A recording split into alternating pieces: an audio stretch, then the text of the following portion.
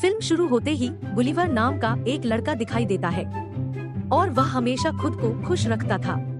वह एक कंपनी में सर्विस करता था। एक दिन गुलिवर एक लड़के का इंटरव्यू करता है, औपचारिक प्रश्न भी पूछता है। तब उसे पता चलता है कि उस लड़के को काम पर रखा गया है। फिर गुलिवर उस लड़के को ऑफिस विजिट के लिए ले जाता है। ऑफिस में डार्सी नाम की एक लड़की भी है और गुलिवर उस नए लड़के को डार्सी से मिलवाता है। उस लड़के को दोनों को देखकर बात समझ में आ जाती है। लेकिन गुलिवर उस लड़की से बात करने की हिम्मत नहीं जुटा पाता। फिर नया एम्प्लॉय और गुलिवर एक लिफ्ट के माध्यम से आगे बढ़ रहे हैं। उसी समय वहाँ डार्सी भी आ जाती है। फिर नया अकेला छोड़कर चला जाता है ताकि वे बात करते समय एक दूसरे को समझ सके। आने वाले दिनों में ऑफिस में गुलिवर को एंजॉय करते हुए दिखाया गया है। इसी बीच न्यू एम्प्लॉय वहाँ पहुँच जाता है। वह गुलिवर से कहता है, क्या आप जानते हैं कि मुझे प्रमोट किया गया है? मैं अब तुम्हारा सीनियर हूँ। फिर वो न्यू एम्प्लॉय भी गुलिवर से कहता है कि यह आपका स्वभाव है जिसने आपको अब तक तरक्की नहीं करने दी, इसलिए आपको अपना स्वभाव बदलना चाहिए। आपके स्वभाव के कारण डार्सी में अब तक आपके लिए कोई भावना नहीं है। यह सुनकर गुलिवर थोड़ा चिंतित होता है। बाद में वह डार्सी के ऑफिस में चला जाता है। उसके पास जाकर वह एक ट्रैवल बुक उठाता है। डार्सी उससे पूछता है, क्या आपको ट्रैवल करना पसंद है? गुलिवर उस पर कहता है, हाँ। वह बताता है कि मैंने न्यूयॉर्क, इंग्लैंड और यहाँ तक कि भारत की यात्रा की है। यह जानकर डार्सी को अच्छा लगता है। फिर वह गुलिवर से कहती है, आपको अपने देखे गए प्लेसेस के बारे में लिखना चाहिए। जब गुलिवर लिखना शुरू करता है तो वह यह सोचकर कंफ्यूज हो जाता है कि उसे क्या लिखना चाहिए, क्योंकि गुलिवर ने डार्सी को इम्प्रेस करने के लिए झूठ बोला था। वास्तव में उन्होंने कहीं यात्रा नहीं की। फिर वह इंटरनेट पर ब्लॉग्स और ई बुक्स की एक रिपोर्ट के कंटेंट कॉपी करता है। इसे देखते हुए डार्सी बहुत इम्प्रेस होता है। तब डार्सी उससे कहता है, बरमूडा ट्रायंगल पर जाकर आपको कुछ लिखना चाहिए।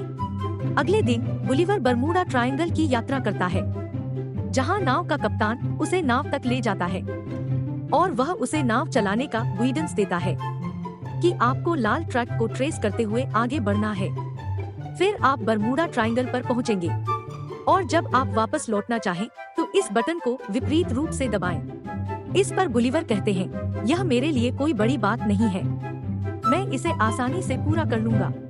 इसके बाद गुलिवर बरमूडा ट्रायंगल की यात्रा करता है, लेकिन यात्रा के दौरान वह सो जाता है। तभी उसकी नाव समुद्री तूफान में फंस जाती है। जब वह फिर से जागता है तो ये सब देखकर वह चौंक जाता है, क्योंकि उनके शरीर पर कई लोग खड़े थे और उन्होंने उसे रस्सियों से बांध दिया था और वे छोटे जीव थे जो उस पर चढ़ गए थे, जिन्हें बोना कहते हैं। लिलीपुट ने गुलिवर पर एक पुल भी बनाया था और वे लिलीपुटियन गुलिवर को एक राक्षस समझ रहे थे। वो उन्हें मारेगा और खाएगा। वह लिलीपुटियन सेना थी। उनमें सेना का एक सेनापति भी था।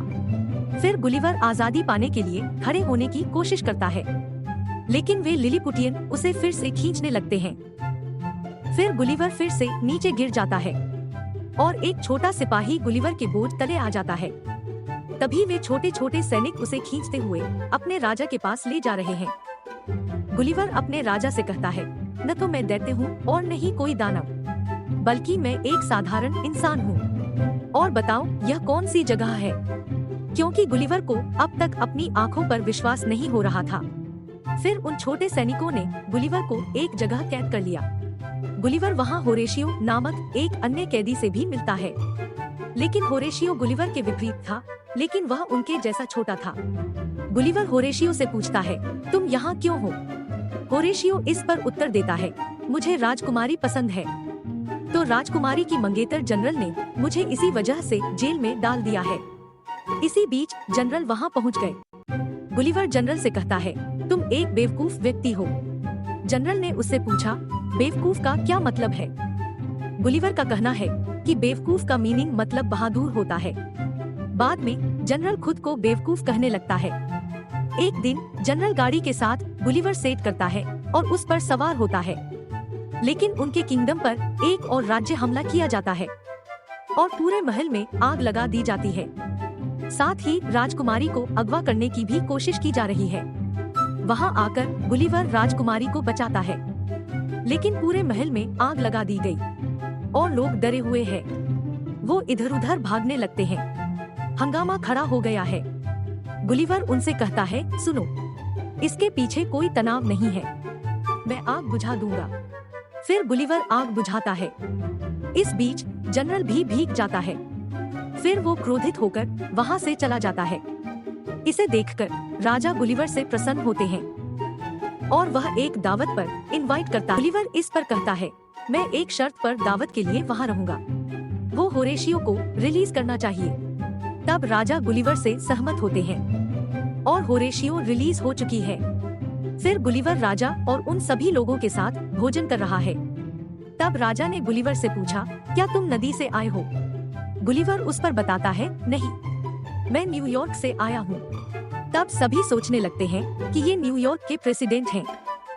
यह जानकर वहाँ गुलिवर शेखी बघाड़ने लगता है, मैंने उस शहर के साथ साथ न्यूयॉर्क के निवासियों को कैसे बचाया? अब मैं न्यूयॉर्क का शक्तिशाली और बुद्धिमान राष्ट्रपति हूँ। तब राजा ने उसे आश्वासन दिया कि हम जल्द ही आपकी नाव की तलाशी लेंगे। राजा गुलिवर के लिए एक भव्य घर बनाता है, तो गुलिवर वहाँ सामान्य जीवन व्यतीत कर सकता है। तब यह देखा जाता है कि गुलिवर और होरेशियो बात कर रहे हैं कि राजकुमारी कैसे इम्प्रेस हो सकती है। होरेशियो को गुलिवर बताता है और गुलिवर भी होरेशियो को मूर्खतापूर्ण कार्य करने के लिए बनाता है, क्योंकि वो खुद वो सभी हरकतें करता है। इसके बावजूद राजकुमारी होरेशियो से इम्प्रेस होती है।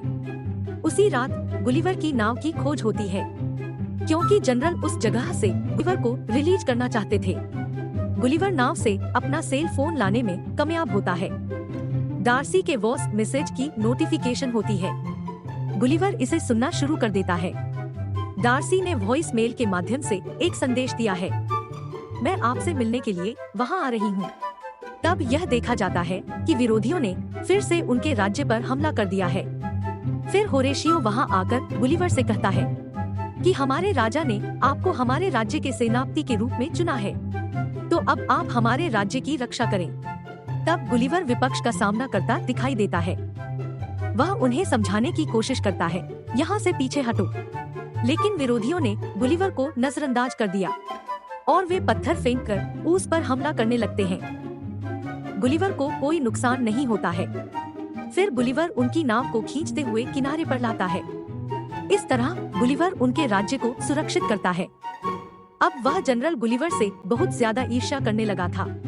फिर गुलिवर और अन्य अपनी जीत का जश्न मना रहे हैं। गुलिवर को वहाँ एक हीरो का टैग, इसके अलावा वह बड़ी सुविधाएं प्रदान कर रहा है। राजकुमारी का जनरल के साथ ब्रेकअप होता है। गुस्सा होने के कारण जनरल विरोधियों के राजा के पास जाता है। जनरल ने गुलिवर की नाव से वह प्रिंट चुरा ली है, जिसमें रोबोट बनाने की पूरी इंफॉर्मेशन थी। फिर जनरल गुलिवर के सामने आता है, जो खुद को एक रोबोट के रूप में पेश करता है। उस रोबोट को देखकर गुलिवर डर जाता है और वह रोबोट उसे हवा में फेंकने लगता है और गुलिवर की हकीकत सबके सामने आ जाती है। वह सभी को बताता है कि उसकी कही गई बातें और शेखी बघाड़ना झूठ था। फिर जनरल गुलिवर को बांधकर कहीं भेज देता है। गुलिवर एक जगह पहुंचता है और सोचता है जैसे वह अपनी ही दुनिया में आ गया है, लेकिन वह अभी विपरीत स्थान पर पहुंच गया था। पहले वह लिलीपुट गया था और वह ब्रोगडिंगनाग आया था, जो अब उससे सब बड़े थे, जहां एक बच्चे ने गुलिवर को अपनी डॉल बना लिया है। फिर गुलिवर वहां होरेशियो से मिलता है। होरेशियो उसे बताता है कि डार्सी हमारे राज्य में आपसे मिलने आया है, लेकिन जनरल ने उसे राजा के साथ कैद कर लिया और यह आप ही हैं जो उनकी मदद कर सकते हैं और उन्हें फ्री कर सकते हैं। और गुलिवर रात में राजा और डार्सी के पास पहुंचता है। आने वाले दिनों में उस रोबोट और गुलिवर के बीच लड़ाई होती है। यहाँ रोबोट का गुलिवर पर भारी हाथ है, क्योंकि वह गुलिवर को हरा देता है, लेकिन होरेशियो रोबोट के कुछ तारों को नुकसान पहुँचाता है। मौका मिलने पर गुलिवर उस रोबोट का अंत कर देता है। इस तरह वे जीत जाते हैं। बाद में राजा होरेशियो और राजकुमारी के विवाह के लिए सहमति देता है और डार्सी भी गुलिवर की गलतियों को माफ कर देता है। लेकिन जनरल वहां आकर राजकुमारी को पकड़ लेता है उसी समय राजकुमारी खुद को मुक्त करते हुए उस पर एक प्रहार करती है। जनरल से राजकुमारी की पकड़ और फिल्म भी यही समाप्त होती है।